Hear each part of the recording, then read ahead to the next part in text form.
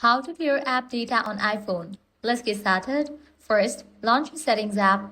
Now scroll down and navigate to the option General. Head over to the option iPhone Storage. Here you're going to find the list of the apps. For the larger apps, what you're going to do is launch it.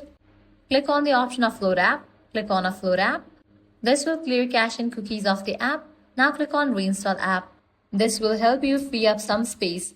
Likewise, by following the same steps, you can easily clear data for other apps as well. Now navigate to the main page of settings. Scroll all the way down and navigate to the option Apps. From the list of apps, navigate to the option App Store. Now scroll down and click on the option Personalized Recommendations.